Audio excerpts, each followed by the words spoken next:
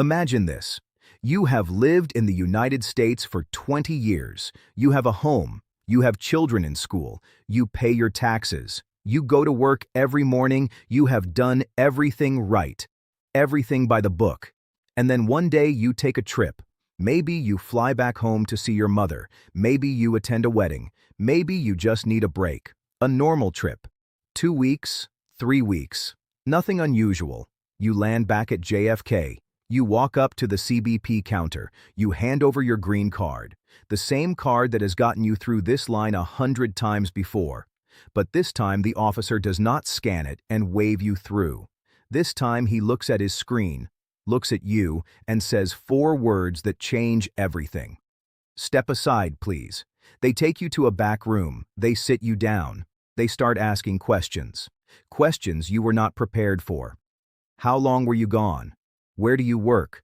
Show me your tax return. Do you have a lease? Show me your phone. Your phone. They open your WhatsApp. They scroll through your messages. They screenshot the conversation with your cousin, a conversation where you joked about overstaying your trip. It was a joke. You came back. You always come back. But they are not laughing. Then they put a piece of paper in front of you. Form I-407, Record of Abandonment of Lawful Permanent Resident Status. They tell you to sign it. They tell you it will be easier if you just sign it. They tell you that if you do not sign it, you will be detained. This is not a movie scene. This is happening right now in 2026 at airports across the United States. And today, I am going to tell you exactly why it is happening. The 3 new CBP rules that are making it possible, and the precise steps you need to take so that this never happens to you or your family. Do not skip a single second of this video. What you learn in the next 20 minutes could be the difference between walking through that airport and never walking out. Welcome back to Global Immigration Updates. I'm Saqib, and on this channel I give you the raw truth about immigration. No sugarcoating, no clickbait, just the facts you need to protect your family. If you are a green card holder or you know someone who is, this is the most important video you will watch this year. Subscribe, hit the bell, and share this because someone you love needs to hear this before their next flight. Before I get into the 3 new rules, let me show you the battlefield, because if you do not understand what has changed, you will not understand why your green card is now a target. In fiscal year 2025, CBP conducted 55,318 electronic device searches at U.S. ports of entry. That is up 17% from the 47,047 searches in 2024. Let me put that number into perspective for you. In 2016, CBP searched about 19,000 devices. In 2025, that number nearly tripled, and the searches of devices belonging to American citizens alone jumped from 8,657 in 2023 to 13,590 in 2025. If they are doing that to citizens, imagine what they are doing to green card holders. And it is not just phones. A 66-year-old legal assistant named Victor Avila, a green card holder for 58 years, was detained at the airport after visiting his son, who serves in the U.S. Air Force. 58 years as a legal permanent resident, and they pulled him into secondary inspection. A Filipino green card holder named Maximo Londoño was detained at Seattle-Tacoma Airport after a routine vacation to the Philippines. He spent 3 months in ICE custody. 3 months. A Korean green card holder named Tae Hyung Kim was detained at SFO and transferred to a detention facility in Arizona, allegedly sleeping in a chair with no access to proper facilities. These are not criminals. These are not overstays. These are people who had every right to be in this country, who had green cards in their hands, and who were ripped from their lives at an airport counter. In 2026, under the current administration, CBP officers have been given broader discretion, expanded digital tools, and a political mandate to be aggressive. The message from the top is clear. Question everyone. Trust no one. And if there is any doubt, detain. So here is what changed. 3 specific rules that you need to understand. Rule number 1. mandatory biometric entry and exit tracking for every green card holder. On November 20th, 2025, DHS published a final rule to advance the biometric entry-exit program. This rule went into effect on December 26, 2025. Before this date, certain categories of travelers were exempt from biometric collection: diplomats, most Canadian travelers, and children under 14. Those exemptions are gone. As of December 26th, every single non-citizen, including every green card holder, is now subject to facial recognition and fingerprint collection when entering and when leaving the United States. Now, you might think this is no big deal. They take your picture, they scan your fingerprint, and you go on your way. But that is not what this rule is really about. This rule is about building a complete travel history for every green card holder in real time. Before this rule, CBP had your entry records, but often did not have your exit records. They knew when you came in, but they did not always know exactly when you left. That gap gave green card holders a small window of ambiguity. If CBP asked, "How long were you outside the country?" and you said, "About 4 months," there was no immediate way to contradict you. That window is now closed. With mandatory biometric exit, CBP knows the exact date and time you boarded that plane. They know the exact date and time you returned. They can calculate to the hour how long you were gone. And here is where it becomes dangerous. If your absence is over 180 days, you are automatically subject to new immigrant inspection procedures under 8 U.S.C. 1101. That means CBP can treat you not as a returning resident, but as a new arrival. They can question the validity of your green card. They can initiate abandonment proceedings. They can put Form I-407 in front of you and pressure you to sign away your status. Before this rule, some of these cases fell through the cracks because the data was incomplete. Now, every single day of your absence is tracked, recorded, and flagged. The system does the math for the officer before you even reach the counter. What you need to do. If you are a green card holder who travels frequently, get a re-entry permit, Form I-131, before any trip that might exceed 6 months. Keep your trips under 180 days whenever possible. And if you must travel for longer, make absolutely sure you maintain strong ties to the United States. A lease, utility bills, tax filings, employment records. Carry physical copies of all of these documents with you every single time you fly. Rule number 2. CBP is now searching your phone, and they do not need a warrant to do it. Let me be extremely clear about something. Under current U.S. law, CBP has the legal authority to search any traveler's electronic device at any port of entry without a warrant and without probable cause. This is known as the border search exception, and it applies to citizens, green card holders, and visa holders alike. But what has changed in 2026 is the scale, the technology, and the intent behind these searches. CBP now uses 2 primary forensic tools: Celebrite and Gray Key. These are not officers casually scrolling through your photo album. These are military-grade extraction devices that can pull every piece of data from your phone. Deleted messages, cached files, app data, location history, encrypted conversations in minutes. The Electronic Frontier Foundation filed a brief with the Third Circuit in March 2026, arguing that these forensic searches are so invasive that they should require a warrant. That case is still pending, which means right now, today, CBP can do this legally, but it gets worse. On April 7, 2026, just days ago, NPR and VPN reported that ICE has acknowledged using Paragon spyware, a tool capable of intercepting encrypted messages on apps like WhatsApp and Signal. While ICE and CBP are different agencies, they share data, they share systems, and they share the same Department of Homeland Security infrastructure. If ICE has Paragon, assume that the information ecosystem at the border has access to its outputs. Now, Let me tell you what CBP officers are specifically looking for when they search a green card holder's phone at the airport.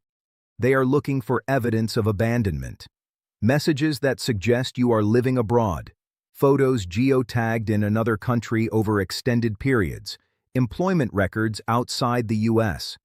They are looking for evidence of unauthorized activity, conversations about working under the table, screenshots of cash payments, anything that suggests immigration fraud. They are looking for social media posts, political commentary, anti-government statements, connections to flagged individuals, membership in certain groups. The New York Times reported in January 2026 that U.S. border agents now have broad authority to look through a mobile phone, check comments made on social media, and examine a laptop without a warrant. USA Today reported that the State Department has proposed requiring 5 years of social media history from certain visa applicants. And while that proposal targets visa applicants specifically, CBP officers are already using social media as a screening tool at the border for everyone, including green card holders. Here is a real scenario. A green card holder returns from a 3-week trip to Pakistan. During secondary inspection, a CBP officer asks to see his phone. On his WhatsApp, there was a group chat where someone shared a political meme criticizing U.S. foreign policy. The green card holder did not post it. Someone else in the group did. But the officer screenshots it, adds it to the file, and uses it as a basis for extended questioning. The man is held for 9 hours. His family does not know where he is. He is eventually released, but with a note in his CBP record that follows him for every future entry. This is the reality of 2026. What you need to do. Before every international trip, audit your phone. Remove any conversations that could be misinterpreted. Log out of group chats that contain political content. Delete cached data. Better yet, travel with a clean phone, a separate device with no social media apps, no messaging history, and no sensitive files. If CBP asks to search your phone and you are a green card holder, know this.